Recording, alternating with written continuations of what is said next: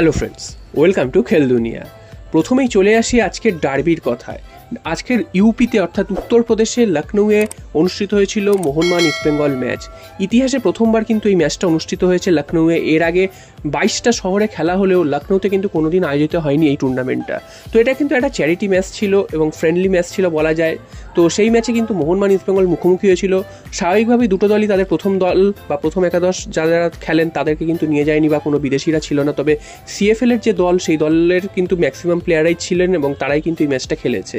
যদিও ইস্টবেঙ্গলে ছিলেন যারা, তাদের মধ্যে সায়ন ছিলেন, বিষ্ণু ছিলেন, তারা কিন্তু সিনিয়র দলে খেলে। উল্টো দিকে মোহনবাগানে কিন্তু সুহের ছিলেন, তো এরা কিন্তু সিনিয়র দলে খেলে। তো ম্যাচটা কিন্তু আকর্ষণীয় হবে সেটা প্রথম থেকেই বোঝা গিয়েছিল এবং আকর্ষণীয়ই হয়েছে ম্যাচটা।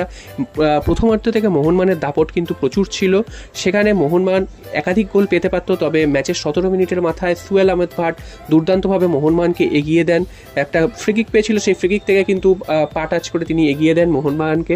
তারপর কিন্তু একাধিকবার মোহনবাগান সুযোগ পেয়েছিল গোল বাড়ানোর, তো সেই সুযোগটা খেলায় নষ্ট করে মোহনবাগান। নাহলে কিন্তু প্রথমার্ধেই মোহনবাগান অনেকগুলো গোলে এগিয়ে যেতে পারত। উল্টো দিকে প্রথমার্ধে ইস্টবেঙ্গলের আক্রমণ বলতে তেমন একটা কিন্তু কিছু নেই।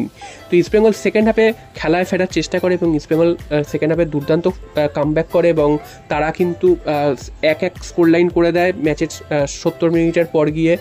তারপরেও কিন্তু মোহনবাগান অনেকগুলো সুযোগ পেয়েছিল, সেই সুযোগগুলো কাজে লাগাতে পারেনি। উল্টো দিকে ইস্টবেঙ্গলও বেশ কিছু সুযোগ পেয়েছিল সেই সময়, যেখান থেকে তারা কিন্তু গোল করে ম্যাচ জিতে নিতে পারতো। তারপর সায়ন ব্যানার্জি তিনি দুটো হলুদ কার্ড দেখে, রেড কার্ড দেখে বেরিয়ে যান। ইস্টবেঙ্গল 10 জনে হয়ে যায়, সেই সুযোগটাও কিন্তু মোহনবাগান নিতে পারেনি।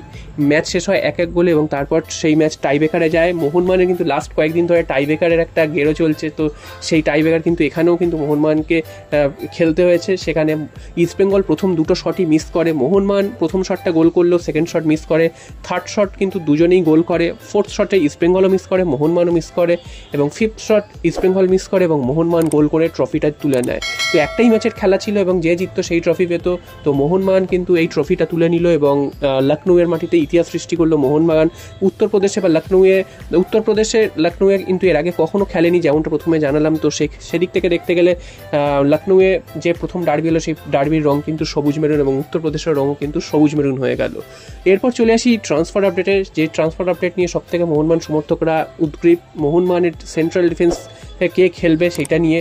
তো এই মুহূর্তে যে নিউজটা উঠে আসছে সেখানে জানা যাচ্ছে যে প্রীতম কোটাল, আবার সেই প্রীতম কোটালের নামই উঠে আসছে। প্রীতম কোটালের আসার সম্ভাবনা কিন্তু জোরদার হয়েছে। প্রীতম কোটালকে কেরালা ব্লাস্টার্স ছেড়ে দিচ্ছে, তার বদলে কিন্তু মোহনবাগান থেকে দীপক টাংরি তাদেরকে দিয়ে দিতে হচ্ছে, অর্থাৎ সোয়াপ ডিল হচ্ছে।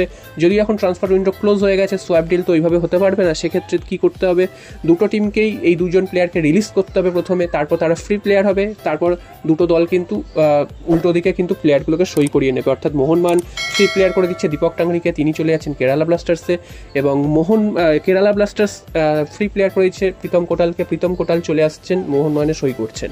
তো এটাই কিন্তু শেষ পাওয়া খবর জানা যাচ্ছে, যদিও এখন অফিসিয়াল সাইনিং হয়নি বা অফিসিয়ালি কোথাও জানানো হয়নি, এই নিউজটা কিন্তু উঠে এসেছে। তো প্রীতম কোটাল আসাতে মোহনবাগানের কতটা লাভ হবে সেটা তো সময় বলবে। যদিও প্রীতম কোটাল লাস্ট বছর যখন মোহনবাগানে ছিলেন সেভাবে তিনি পারফরমেন্স করতে পারেননি, তাই জন্য তাকে দিয়ে কিন্তু সাহাল আব্দুল সামাদকে নিয়ে আসা হয়েছিল। তো সাহাল আব্দুল সামাদ মোহনবাগানে এখনও রয়েছে এবং প্রীতম কোটাল কেরালা ব্লাস্টার্সের যে জন্য নেওয়া হয়েছিল সেই পূরণটা কিন্তু তিনি করতে পারেননি, যে কারণে প্রীতম কোটালকে ছেড়ে দেওয়ার একটা তারা তোড়জোড় করছিল। উল্টো দিকে মোহনবাগানের ডিফেন্সিভ প্লেয়ারের প্রয়োজন ছিল, সে কারণে মোহনবাগানও চাইছিল প্রীতম কোটালকে নিতে এবং প্রীতম কোটাল নিজেও চাইছিল যে মোহনবাগানে ফিরে আসতে, তার নিজের শহরের দল এবং তার প্রিয় দল। তো সেই মোহনবাগানই তিনি কিন্তু ফিরছেন অবশেষে। এবার প্রশ্ন হচ্ছে, প্রীতম কোটালের যা বয়স এখন হয়েছে, তাও তিনি এসে কতটা মোহনবাগানের ডিফেন্সকে নির্ভরতা দিতে পারবে, কারণ মোহনবাগানের ডিফেন্সের অবস্থা কিন্তু খুবই বেহাল এবং মোহনবাগানের ডিফেন্সের সেন্ট্রাল ডিফেন্সে প্লেয়ার বলতে কিন্তু সে অর্থে কেউ নেই। দীপেন্দু বিশ্বাস রয়েছেন, এছাড়াও দুজন বিদেশি রয়েছেন। তো এছাড়া কিন্তু সেন্ট্রাল ডিফেন্সে কিন্তু খেলার মতন কেউ নেই। তো প্রীতম কোটাল এসে সেই জায়গাটা কতটা পূরণ করতে পারবে সেটাও কিন্তু দেখার এবং প্রীতম কোটালের ওপর কিন্তু প্রচুর দায়িত্ব থাকবে মোহনবাগান ডিফেন্সকে সামলানোর। তো দেখা যাক শেষ পর্যন্ত প্রীতম কোটাল মোহনবাগান ডিফেন্সকে কোন উচ্চতায় নিয়ে যেতে পারেন এবং আইএসএলে তিনি কেমন পারফরমেন্স করেন। যদিও কেরালা ব্লাস্টার্সে থাকাকালীন তার পারফরমেন্স যে খুব একটা ভালো হয়েছে তেমনটা নয়, তবে তিনি নিয়মিত কিন্তু প্রথম একাদশের সুযোগ পেতেন। তবে যে লাস্ট 2-3 বছরে তার কিন্তু খেলার একটু পড়তি হয়েছে, যদিও তার মতন এক্সপিরিয়েন্স প্লেয়ার যখন তখন ম্যাচের রং বদলে দিতে পারেন এবং যে কোনো দলের কিন্তু ভরসা হয়ে উঠতে পারেন যখন তখন। তো দেখা যাক অফিসিয়াল অ্যানাউন্সমেন্ট কবে আসে। তো এই সাইনিংটা তোমাদের কেমন মনে হচ্ছে, যে দীপক টাংরিকে ছেড়ে দিয়ে প্রীতম কোটালকে নেওয়াটা কি ঠিক হলো মোহনবাগানে? কারণ দীপক টাংরিও কিন্তু ডিফেন্সিভ মিডফিল্ডে একটা দারুণ ভূমিকা পালন করতো। যদিও দীপক টাংরি বেশ কিছু ম্যাচে তিনি কিন্তু প্রথম একাদশের সুযোগ পাচ্ছিলেন না, কারণ একাধিক প্লেয়ার রয়েছে সেই পজিশনে। তো দীপক টাংরিকে রেখে বেঞ্চে বসিয়ে রেখেও কিন্তু খুব একটা লাভ হচ্ছিল না। তো দেখা যাক শেষ পর্যন্ত খেলা শুরু হলেই বোঝা যাবে যে মোহনবাগানের লাভ হলো কি ক্ষতি।